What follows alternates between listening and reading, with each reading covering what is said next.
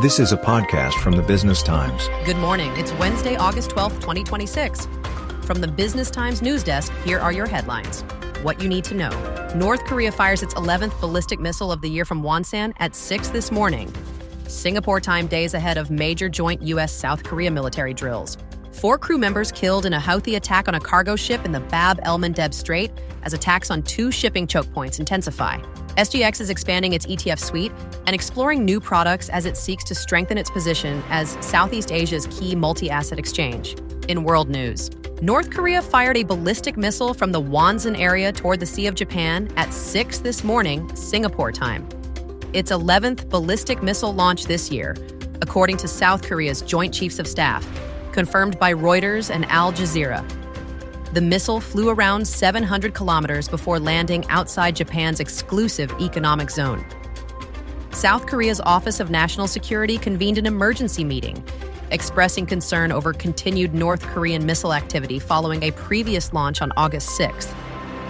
South Korea and Japan both issued statements condemning the launch.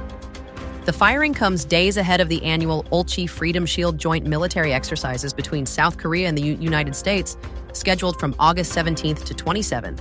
Attacks on shipping in 2 critical waterways intensified yesterday Singapore time.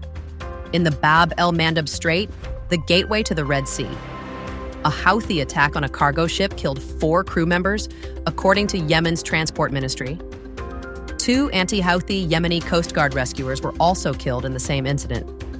Separately, the U.S. military said it struck a container ship attempting to sail toward an Iranian port in the Gulf of Oman. Iran's conditions for reopening the Strait of Hormuz remain unchanged, with Tehran saying the waterway will stay closed until Washington accepts its terms.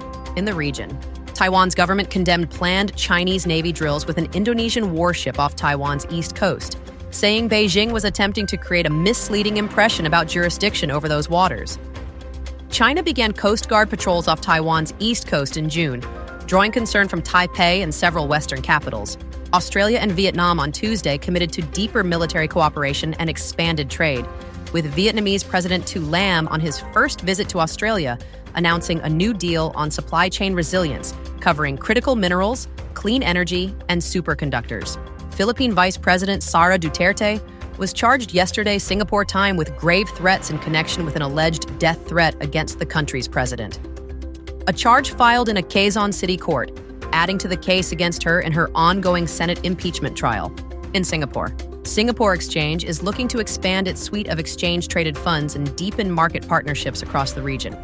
Its chief executive, Loh Boon Chye, said in a recent interview. The bourse currently offers 53 ETFs with more than 21 billion Singapore dollars in assets under management and is exploring single stock and leveraged products if market interest supports them. In companies and markets, oil rose 0.8% this morning Singapore time. Brent crude was at $89.63 US cents a barrel.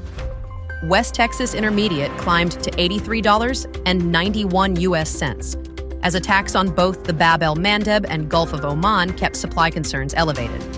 The yen was flat against the dollar at 159.275, hovering near its weakest levels of the month. The euro held steady at $1.1542. Currency markets were focused on U.S. inflation data due later today, and stocks were watching Capital Land Integrated Commercial Trust, Fraser's Property, Singapore Land, and Ambec Micro. Watch our interview with Ambec's CEO, Manchis. Why here, why now? On why the company sought its secondary listing in Singapore and what its plans are in the city on YouTube or wherever you get your podcasts. For updates throughout your day, visit bt.sg. And don't forget to check in with our daily wrap podcast, Market Focus Daily, at 6 this evening. This is a podcast by the Business Times. Find more BT podcasts at businesstimes.com.sg/podcasts or wherever you get your podcasts.